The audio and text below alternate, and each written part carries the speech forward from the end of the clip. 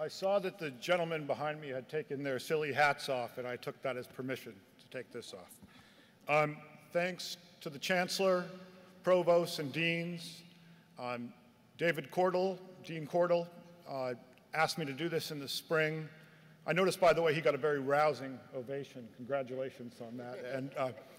And when he did, I kind of pictured 20 of you in a little room, not thousands of teal hordes up there. But before I start, I want to embarrass someone.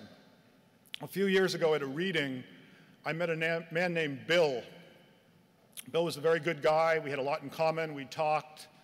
And then Bill sent me a mixed CD, which was very good music. And I hadn't had a mixed CD in 20 years or so, and I played it.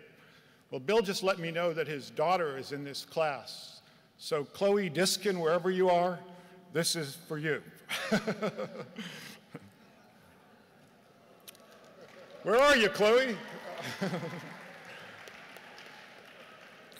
All right. I'm a creative writing professor. Wow, I've aroused you. I'm a creative writing professor, and one of the cliches of my profession is to tell people to avoid cliches. A cliche, you may remember from high school, is something people tend to say a lot in certain circumstances. Something people say a lot in this certain circumstance, convocation, is follow your passion. Another thing people sometimes do when they are standing up here, perhaps to the point of cliche, is to quote a particular line in a particular poem by a particular New England poet named Robert Frost. In Two Tramps in Mud Time, Frost writes, "My object in living is to unite my avocation and vocation." He means uniting your hobby with your job, your love with your profession, your heart with your wallet. People listened to this advice a lot during the 60s, long before you were born, though people listen to it less often now, understandably during tough times. But I would like to pause here and say a word for this yoking of love and work, passion and paycheck. That is, I would like to take the old cliche and shake it out and beat it with a broom, knocking the dust off. The only way I know how to do that is to turn to the experience I know best, my own. I decided to become a writer when I was about your age, and for many years after that, I paid for that decision. The world, it turned out, didn't put much stock in my idealistic dreams. For a decade or so, I worked as a carpenter, bookstore clerk, substitute teacher, and counselor at a homeless shelter, while sneaking in my writing either late at night or early in the morning. This is the thing about trying to unite your avocation and vocation. It does not often come quickly, and it rarely comes easily. But what I believe, and what I believed even during those hard years, is that it is a joy to do what you love.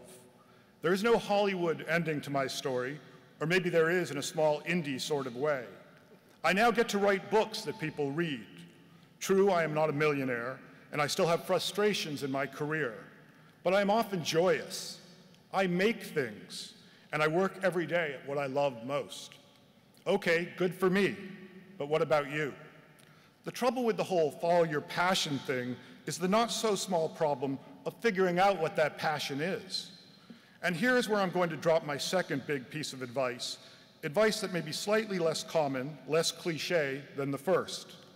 The advice is this: wait. What do I mean by this advice, which seems so contradictory to the first? Well, during my first year at college, I remember feeling liberated, confused, occasionally ecstatic, but also at some base level, scared. Scared people are not usually patient people. They want some rule, some answer to fight off their fear with. So that is what my second piece of advice means. Keep that fear at bay, at arm's length, while you get to know your new home and yourself a little bit. One thing you may notice about this new place, the place where you will spend the next 4 years, is that it is a coastal environment, and coastal environments are always in movement. Islands migrating, sand shifting, storms reshaping the landscape. Firm ground is not available ground, said the poet A.R. Ammons. He was speaking specifically of beach grass, which has trouble finding purchase in the shifting sands of our dunes. But he was also talking about the trouble that all creatures, humans included, have in living by the shore. you will recognize a similar uncertain state in yourself, and you may feel the urge to deny it, to grasp for answers, to pave it over. There is another trickier, less traveled path, however. You can, instead of seeking quick answers, learn to be in uncertainties. But I am getting vague again. What does this mean practically? It may mean not reaching for the first or easiest thing. It may mean nothing more than experimenting a bit by taking different classes and different majors before predetermining, this is what I am and who I will be. If you look through the course catalog with a keen enough eye, what you will see are possibilities, possible selves to be. Try a few of those selves on before deciding, this is me.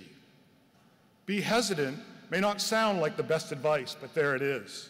Though you may find a trade here, college is still not a trade school. For good measure, let me throw in another writing cliche. Find your own voice.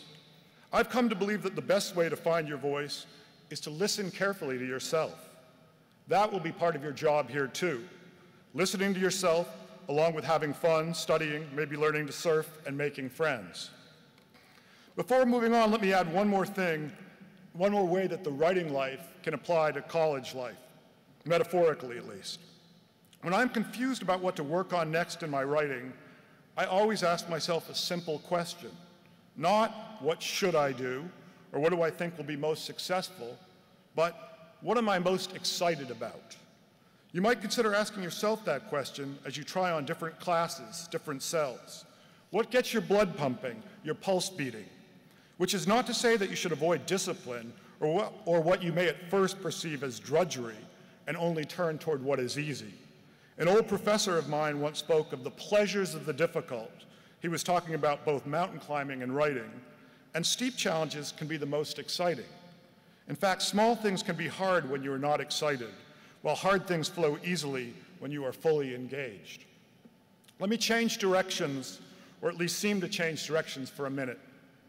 I can't quite see ending this talk without saying a word about our school mascot. With apologies to the Chancellor, I need to say this directly. There's no such thing as a Seahawk.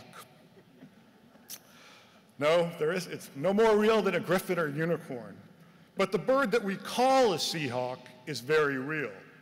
The real name for a Seahawk is an osprey, and ospreys are spectacular birds, birds that you will sometimes see if you look up, flying over campus. I became obsessed with ospreys long before I started teaching at UNCW, and that obsession might serve as another example of the way that passion creeps up on you. At the time I first got to know the birds, I was living on Cape Cod.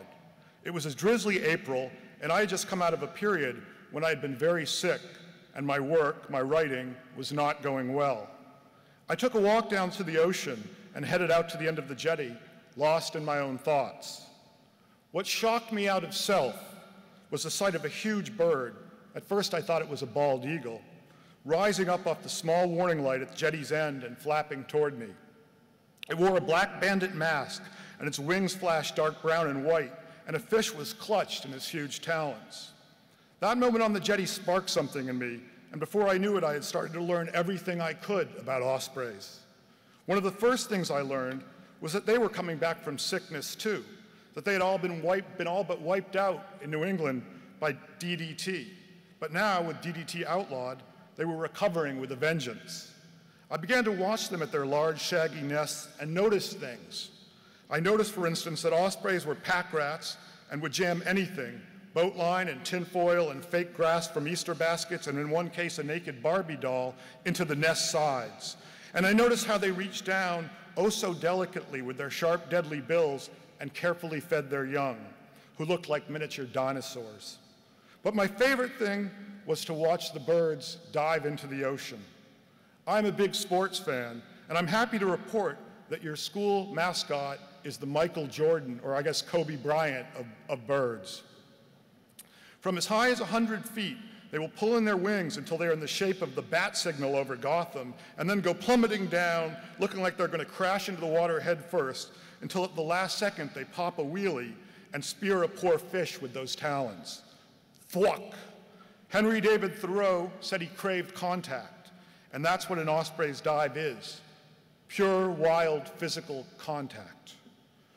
It would turn out that that moment of contact would have unexpected results in my own life. I would write a book about ospreys, which would be part of the reason I would end up teaching at a school that had ospreys as a mascot.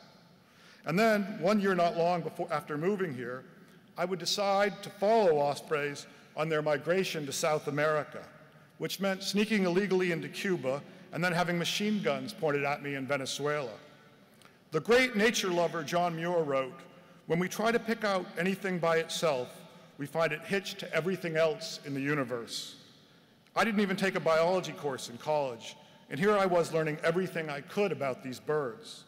I found that Muir was right, and that everything in my life is now hitched to ospreys. But back to wild dives. It occurs to me that while an osprey may occasionally soar to greatness, today we should focus also not on, well, I'm changing it a little because I didn't want to contradict you, Rosemary, sorry. We should focus on the soaring, but also on the diving, which seems to embody to me what I was trying to tell you before. Now that you live here by the coast, you can witness the spectacle of an osprey dive by simply heading out to Wrightsville Beach and watching them plunge into the surf. You will see that those dives are wild and intense and direct, a moment of going for it and striking down at one singular goal, the fish. But you will also notice something else, something I haven't yet mentioned. You will notice that while their dives are wild, something comes before the dive. That is, you will notice that as important as the passionate plunge is, the pre-dive patience is equally important. An osprey, you'll see, will search for a long time along the coast, peering down into the water, treading air before diving. And even after it dives, it will readjust in midair before finally committing. So let's circle back to my original point. It's cliche to say, follow your passion. So what? Follow your passion. Just don't forget to wait a little first.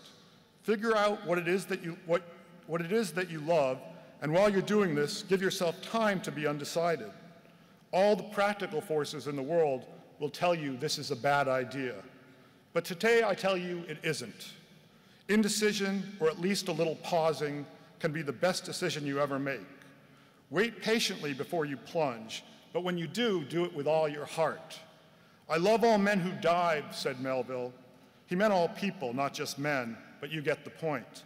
Deep immersion, deep love of what we do, and passionate commitment to that avocational vocation is a thrilling possibility, and a possibility open to all of us. So soar to greatness by all means. It is a noble ambition. But while you're up there, remember to look around.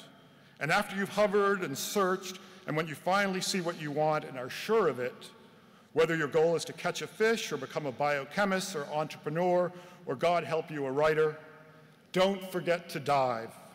Thank you and good luck over the next 4 years.